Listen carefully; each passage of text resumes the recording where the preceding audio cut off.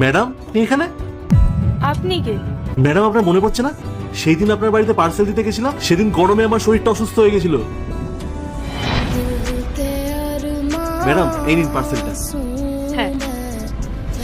আরে দাদা, কি হলো আপনার? ঠিক আছেন আপনি?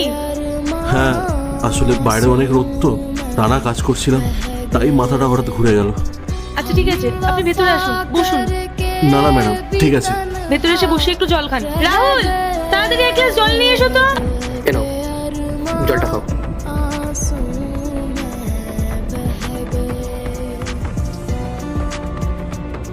ধন্যবাদ দাদা। পায়েল, কি হয়েছিল না? রাহুল, উনি পার্সেল দিতে এসেছিলেন, তারপরে হঠাৎ দেখলাম মাথা ঘুরে উনি পড়ে যাচ্ছিলেন। হঠাৎ আপনার এরকম কেন হলো? শরীর খারাপ? আসলে বাইরে প্রচন্ড গরম তো, আর সকাল থেকে খালি পেটে ঘুরছিলাম, তাই হয়তো মাথাটা একটু ঘুরে গেছে। বাহ, আপনি সবার ঘরে খাবার পৌঁছে দিচ্ছেন, আপনার নিজেরই খাওয়ার কোনো সময় নেই। দেখুন, কাজের চাপ তো থাকবেই, কিন্তু নিজের খেয়াল না রাখলে কাজটা করবেন কি করে? রাহুল ঠিকই বলেছে। দাদা, আপনি জলের কথা বলছেন? আমাদের মতো মানুষদের রাস্তায় খুব কথা শুনতে হয়, আর জল চাইলে আমাদের মুখের ওপরই কথা শোনায়। পায়েল, একটা ভালো জলের বোতল নিয়ে এসো তো। ঠিক আছে, আমি এক্ষুনি আনছি। না না ম্যাডাম, তার কোনো দরকার নেই।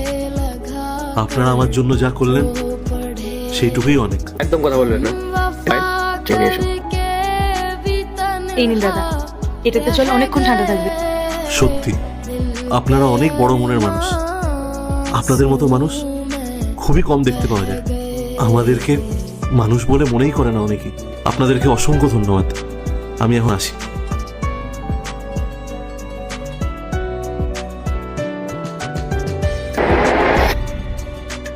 ও হ্যাঁ হ্যাঁ, মনে পড়েছে।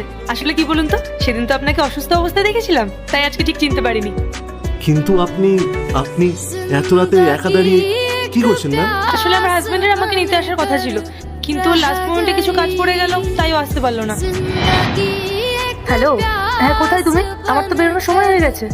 এখানে তো কোনো গাড়ি দেখাচ্ছে না, নো ক্যাবস অ্যাভেলেবল। এবার আমি কি করব? এরপর কি হলো সেটি দেখার আগে এই দুটি ছবির মধ্যে যে কোনো একটি ছবিকে ভালোবাসে থাকলে ভিডিওতে লাইক করে চ্যানেলটি সাবস্ক্রাইব করে দাও। আর যদি না করো তাহলে আমি বুঝবো তোমরা এই দুটি ছবিকে ভালোবাসো না। আর কমেন্টে লিখে যাও আমি। ম্যাডাম, আপনার এই রাস্তায় দাঁড়িয়ে থেকে কোনো লাভ নেই। এই রাস্তায় সন্ধ্যে 6টার পর আর কোনো গাড়ি যায় না। আপনি আমার স্কুটিতে এসে বলুন, আমি আপনাকে বাড়িতে পৌঁছে দিচ্ছি।